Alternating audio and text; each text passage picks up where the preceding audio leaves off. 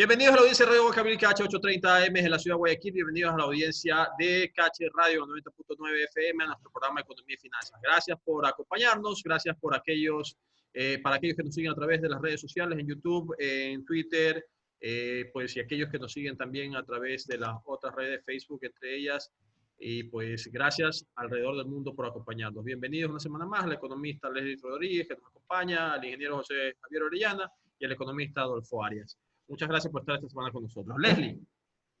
Saludos cordiales para toda la audiencia de Radio Huancavilca y bienvenidos al programa de Economía y Finanzas. Un saludo muy cordial nuevamente para los doctores, enfermeras y todo el personal que pues está en primera fila en esta batalla contra el coronavirus. Y también con los militares, todos ellos que nos están apoyando en este momento, muchas gracias. Eco Arias, ¿cómo está?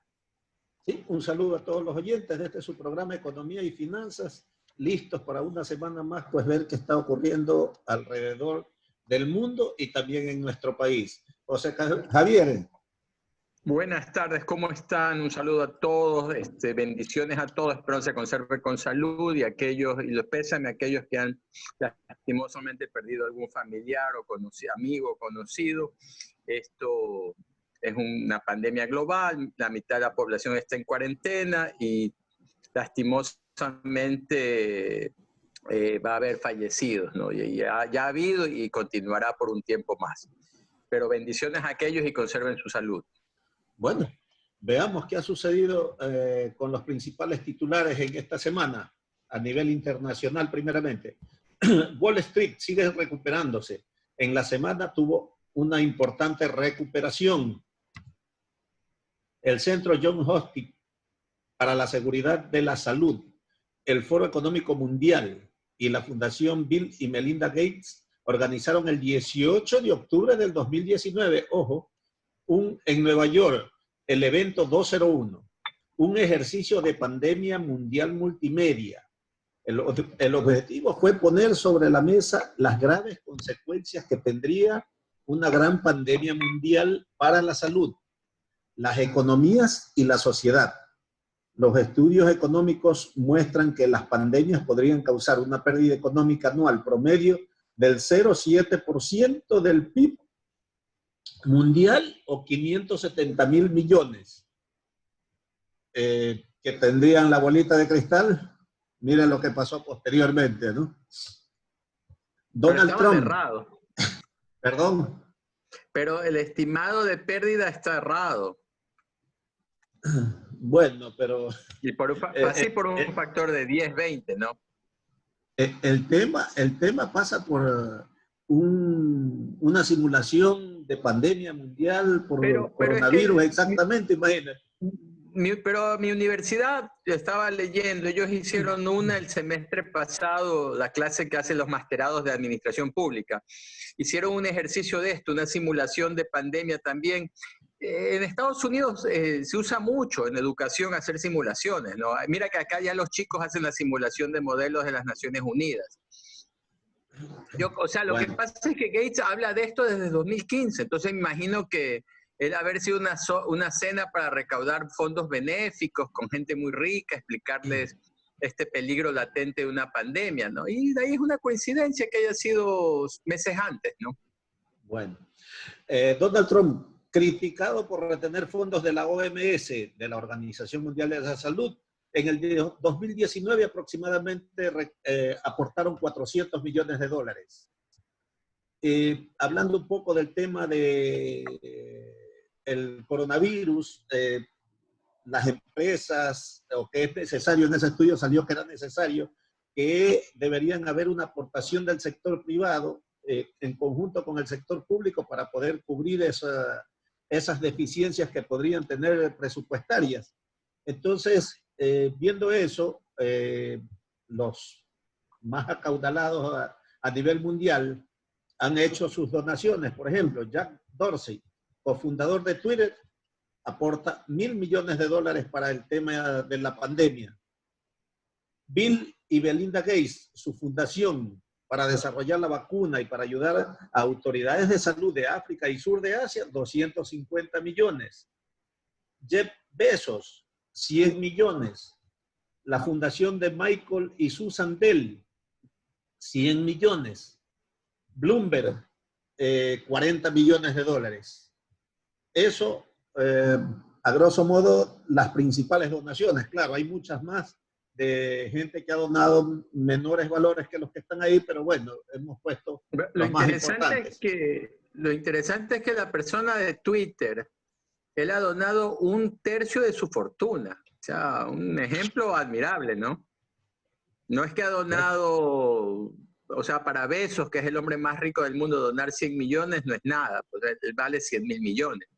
Pero para Dorsey donar 1/3 es una cantidad apreciable, ¿no? Lastimosamente, muy poca de esa plata vendrá por estos lares, ¿no? Tenemos que ver si los ricos de aquí están dispuestos a donar en cantidades grandes, ¿no? Ya estaremos analizando eso.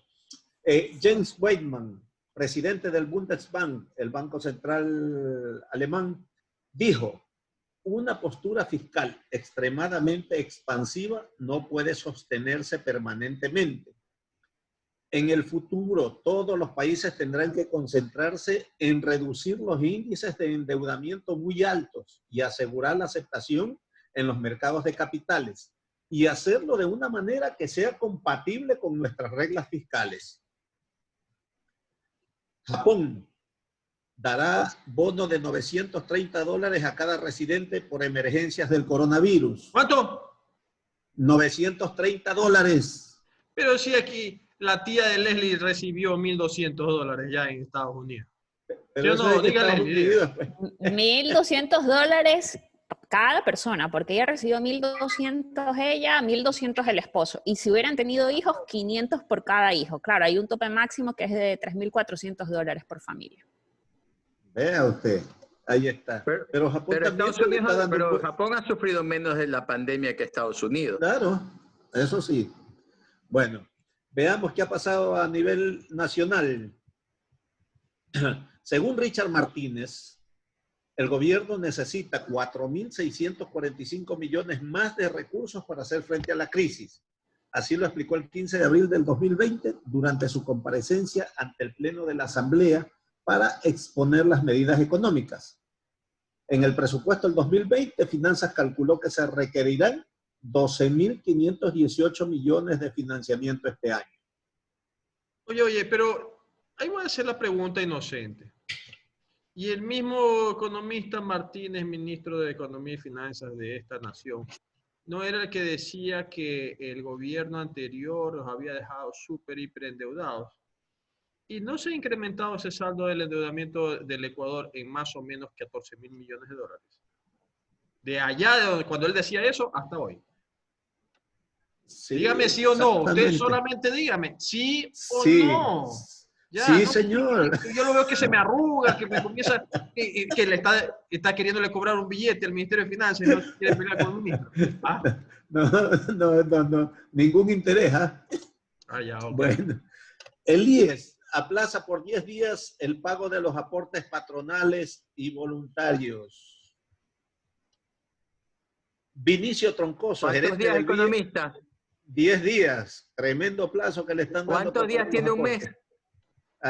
30 días. ¿Cuántos días tiene un mes? 30. Ya tenemos un mes de para.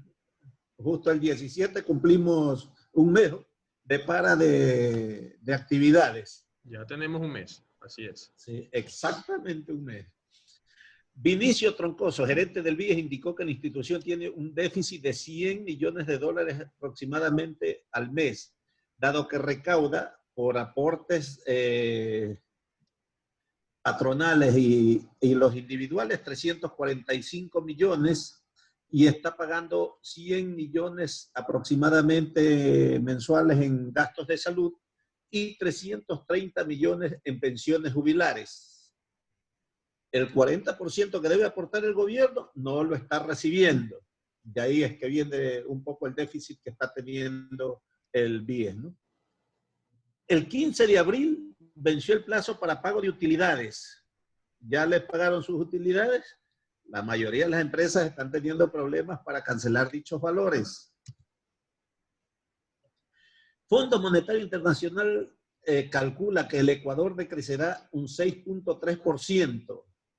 en este año, aunque se proyecta un posible crecimiento de 3.9% para el 2021. El decrecimiento proyectado para Latinoamérica es 5.8% y a nivel mundial el 3%. Esos son los principales titulares que tenemos. Hagamos un repaso rápido. ¿Cómo se han movido perdón, economista. Perdón sí, que lo dígame. interrumpa. Dígame. Yo no sé si en esos cálculos y la economista PhD Leslie Rodríguez, que está más actualizada en esos números, puede corregir en mis estimaciones. Pero yo creo que ese análisis de la cifra de la contracción económica está dejando de lado la afectación sobre los niveles de precios de los activos. Y los niveles de precios de los activos influyen sobre la formación bruta de capital fijo, que es un parte componente de la demanda agregada, y por ende del Producto Interno Bruto. Entonces, yo creo que a lo mejor está un poquito corta esa cifra, diría yo, sobre todo en esta economía que es bastante especulativa. Sí, yo creo que ya cuando nos toque la parte nacional, creo que podríamos entrar a un poco a analizar ese tema. Bueno. Les doy de corrido el tema de las bolsas de valores. ¿Qué pasó en el Standard & Poor's 500? Esta semana ganó 3% y tiene pérdidas acumuladas del 11.06%. El índice, el tecnológico, el Nasdaq, subió 5% en esta semana y miren, 0.95% tiene de pérdidas acumuladas. Ya prácticamente recuperó sus niveles de inicios de año, ¿no? El índice Dow Jones, de los industriales, esta semana ganó 2.21% y tiene una pérdida acumulada de 15.05%. Ese es uno de los índices un poquito más afectados en los Estados Unidos. El precio del oro esta semana cayó 0.03%, pero tiene un incremento de precios acumulados de 11.24%. El precio de la plata cayó en esta semana 0.47%, tiene una caída acumulada a la fecha de 14.46%. Leslie. Precio del petróleo 18.36%, esta semana cayó 27.74% y tiene una caída aproximada, mejor dicho, de 93%, casi el 70%. De darse esta caída, la diferencia con el presupuesto, con el costo que se calculó el presupuesto, sería $32.94. Dado las declaraciones del ministro en su momento, por cada dólar que cae, el Estado pierde $80 millones y dado ese cálculo, estaríamos pensando que el Estado dejaría de percibir, si se dan esa caída de precios, y no hay una recuperación de 2.635 millones. Leslie. Bueno, la afectación que realmente tiene con el precio del petróleo, pues usted lo ha manifestado, ha caído casi el 70% en lo que va del año y pues las expectativas tampoco son muy alentadoras. A pesar de que se pusieron de acuerdo en reducir la producción en casi 10 millones de barriles de petróleo al día, 9.7 para ser muy exactos, todavía es insuficiente frente a la reducción de la demanda mundial, que ronda los 20 o 30 millones de barriles al día. Entonces, esto está llevando, pues obviamente, a que todas las economías, aparte del problema que tiene con la pandemia del coronavirus, están teniendo problemas, especialmente las economías que dependen mucho del precio del petróleo. Y en Estados Unidos, la empresa del fracking, que pues creían que era muy eficiente, pues ha dado cuenta que tampoco ha sido tanto así, y ya hay muchas empresas que están empezando a la bancarrota. Ellos recuerdan que el punto de equilibrio para las empresas de fracking en Estados Unidos es aproximadamente $42 el barril. Hay empresas que están los costos entre 52, 40 y $40 en promedio, por ahí le podríamos poner 49. Entonces, todo lo que esté por un precio por debajo de eso, pues básicamente ellos están perdiendo. Arabia Saudita tiene un costo, un punto de equilibrio como de $10 el barril, y pues Rusia tiene entre 25 y $30 el barril. Entonces, de alguna manera ellos pueden aguantar mejor unas caídas de precio de petróleo, sin embargo, igual les va a terminar afectando. En todo caso, el consumo se cree que está actualmente en 92 millones de barriles de petróleo al día y se cree que va a bajar a 90 millones de barriles de petróleo al día el consumo. O sea que ya fue el 20% la contracción del consumo. Exactamente. Entonces, y ya se cree que ya de por sí la industria petrolera venía con un excedente de oferta. De hecho, todo ese excedente de oferta ha estado almacenado en buques petroleros, almacenamientos, en tuberías, en gasoductos. Entonces, y eso ha llevado mucho a que pues todavía no se pueda, no baje tanto el precio de petróleo hasta ponerlo a la venta. Sin embargo, ya hay algunos, especialmente como dice el señor director, agoreros del desastre, que creen que inclusive el precio de petróleo, si sigue así, puede llegar a inclusive a valer cero. No sé si es tan cierto, pero hay gente que ya está empezando a barajar esa opción. En todo caso, eso desafortunadamente son las noticias. Igual ya parece que están conversando nuevamente Rusia y Arabia Saudita y pues no descartan que en la próxima reunión del OPEP más o el OPEP Plus pues ya haya posiblemente un nuevo acuerdo porque van a tener que reducir aún más los niveles de producción porque básicamente la demanda está cayendo a una velocidad muchísimo mayor a los niveles de producción. De hecho, los países que ni siquiera conforman el OPEP, ellos también van a reducir los niveles de producción porque básicamente no tienen demanda. Leslie, ahí me queda una inquietud. Me pareció escuchar que el presidente Donald Trump había comprometido a que la parte de producción que no recortaba México en este aporte mundial la iba a recortar los Estados Unidos. Sí, lo que pasa es que al pertenecer México a este nuevo acuerdo OPEP+, ellos tendrían que recortar la producción un 23%, y eso era 400,000 barriles de petróleo al día. Y México no quería recortar porque, pues, ya lo hemos dicho aquí en este programa, y me parece que José Javier lo ha mencionado, ellos tienen unos seguros justamente para cubrirse de las caídas de los precios. Entonces, ellos no están con tanta obligación, no están tan preocupados con la caída de los precios. Y por lo tanto, pues ellos se han dado el lujo de inclusive que casi que el recorte se venga abajo justamente por la negociación de México. Entonces, lo que se llegó, basta con una llamada del presidente Trump con el presidente de México, es de que ellos recortaran 100,000 barriles de petróleo al día y la diferencia lo hiciera Estados Unidos. Esa es la llamada que hace falta aquí, la de Trump. Exacto, claro. Ahora, la verdad es que pues, al ser políticos, presidentes y políticos, el presidente Trump ha salido a manifestar que él de alguna u otra manera se los va a cobrar a México. Lo que nosotros sabemos es cómo lo va a hacer o cómo se lo va a cobrar, pero lo cierto es que Estados Unidos va a asumir esa diferencia que México no quiso y solo va a recortar 100,000 barriles. O sea, eso es como cuando la novia o la esposa te dice te la voy a cobrar tarde o temprano. Esas cuentas que quedan ahí instaladas en la mente por décadas. Así es, entonces se la van a cobrar, pero bueno, por lo menos ahorita México ha tenido un poder de negociación interesante dentro del OPEP. Sí, mira, nosotros tuvimos esta mañana una presentación en la Sociedad de Ingenieros Petroleros de la sección Ecuador, en que lo invitaron al ministro Ortiz, invitaron al doctor Camil Benazur, que fue ministro de Túnez, de Energía y Minas, que tiene su consultora, estuvo Walter Spurrier, justo para hablar de este tema del petróleo, ¿no? Entonces, como Leslie indicaba, ¿no? En abril y en mayo se espera que haya un exceso de demanda de 29 y 26 millones de barriles. Y los recortes del OPEP++, ¿no? De más, serían 9.7 por el lado del OPEP y quizás 3 millones del lado de los que no son OPEP, ¿no? México, Estados Unidos, Canadá, Noruega, etc.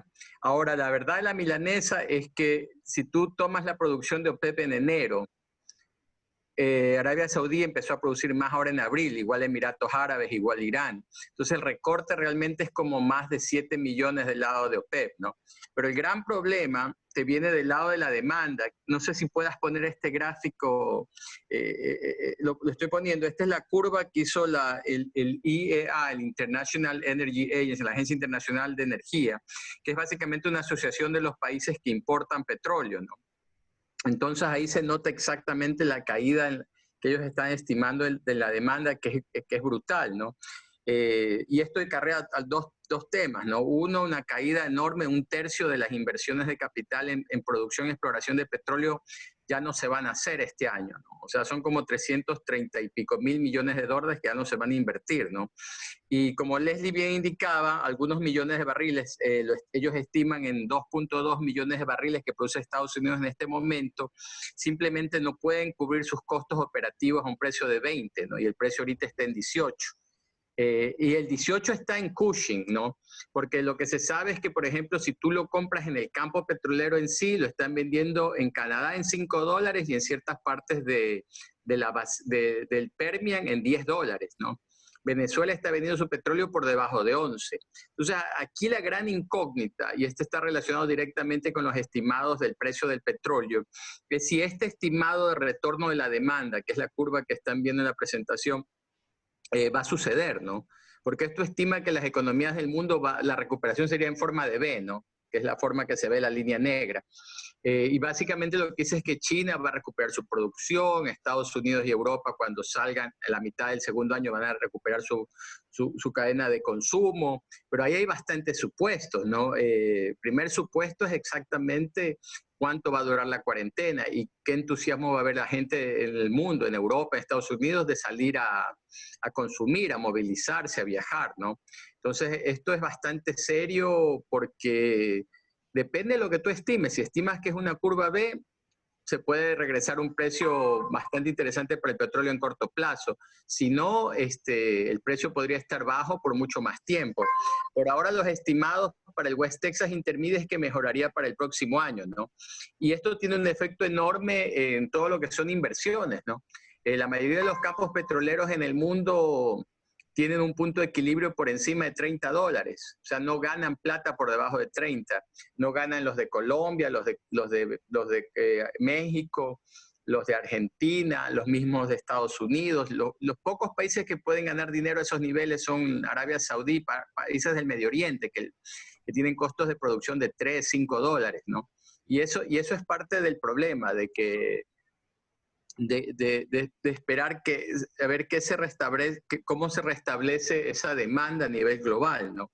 Entonces hay industrias como las aerolíneas que se estima que probablemente la gente solo va a viajar por necesidad inmediata, pero la parte turística va a desaparecer. Entonces ese es un problema grave para todo el mundo petrolero y a nosotros obviamente porque somos un país petrolero, ¿no? El petróleo probablemente llegue a niveles de $15, está en 18 horas, probablemente toque 15, 14 a medida que cada vez más se llenan los lugares para guardar y básicamente las empresas cobran para que se lleven el petróleo, para que lo guarden en cualquier sitio, ¿no? Y después cuando la economía se empiece a recuperar, el precio tampoco subiría de golpe porque va a haber exceso de inventarios, ¿no? Entonces, muchos países del mundo están aprovechando esta oportunidad para llenar sus reservas estratégicas, pero al mismo tiempo eso tiene un límite. Entonces, es bastante seria la situación desde el punto de vista petrolero y 2/3 de las inversiones en Ecuador son petróleo y minería, ¿no? Y la minería también está afectada porque el precio del cobre ha estado a la baja, porque China es el gran consumidor de cobre en el mundo. El oro, en cambio, sí, como lo dijo Adolfo, anteriormente, ha subido y tiene mejores expectativas, ¿no?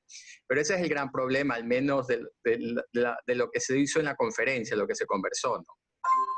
Interesante. Ciertamente el tema de los minerales tampoco tiene un futuro muy alentador en el corto plazo.